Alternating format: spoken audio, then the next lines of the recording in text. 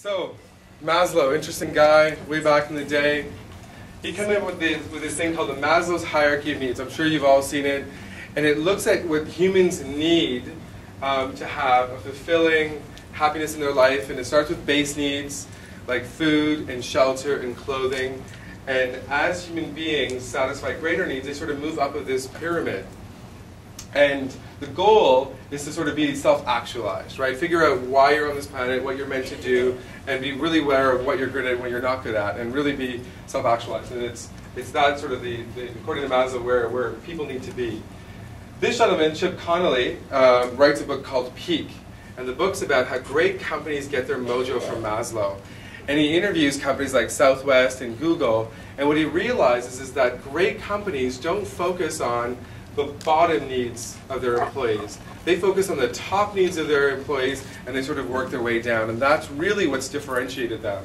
You know, I've had the pleasure of working with Chip, and we actually contributed to this recognition chapter, and I highly encourage you to get it. So Chip draws this line and says, well, how does the Maslow's hierarchy of needs for people translate into companies? Because companies are really just an accumulation of great people.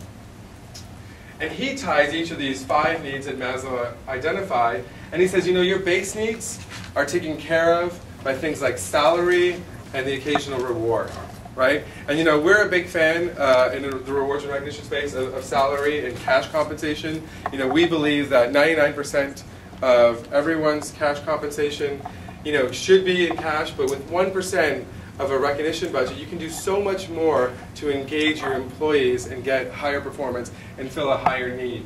You know, at times like right now, you know, safety and job security is on everyone's mind. And if you are in a company that can, you know, be open and honest with your employees about your performance and where you're going and provide job security if appropriate, you know, that speaks to a higher need than a 5% raise might.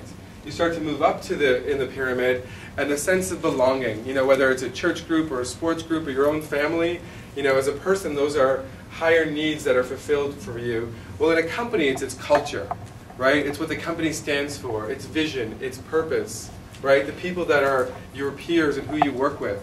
And if you can work with a company whose culture and values are aligned to your own, you're going to speak to a higher need of yours. Self-esteem is directly as a result of recognition, right? Only when you give that positive feedback and you encourage people and you tell them, you know, what they did specifically about their performance or delivering value, that they can build their own self-esteem and feel really great about the place that they work at. You know, and the top need is based on results, right? When you know what you are great at in life and how you can become self-actualized, the companies that drive and get their employees to focus on the results and recognize them for it, and then compensate them accordingly, are the ones that, according to Chip in his book, you know, are the ones who outperform companies who focus on base needs. There's just a really neat, you know, comparison of individuals and companies, which is really just an accumulation of employees, of people. The performance success cycle is sort of how we sort of see the world, and we've looked at some of our clients, you know, and they sort of focus back again on the results. Right? I'll use my Oscar example, right? You know, Tom Hanks wins an Oscar, right? He delivers a really great performance, you know, in one of his movies, and he gets recognized with an Oscar, right? And again, you can follow this parallel at your work. And we believe that, you know, all results deserve a recognition, right? Of whether it could be a pat on the back, it could be something like the Innovators Award at 3M, or something in between. But every behavior, every result, what gets recognized gets repeated, and every result deserves a recognition. So it's important to make sure that your company systematically, that your managers are recognizing the behaviors and the results of the individuals in your companies that perform. Some results deserve a reward, and that could be, you know, whether it's monetary or whether it's an intangible thing, or whether it's points like we do, but the appropriate result deserves the right reward.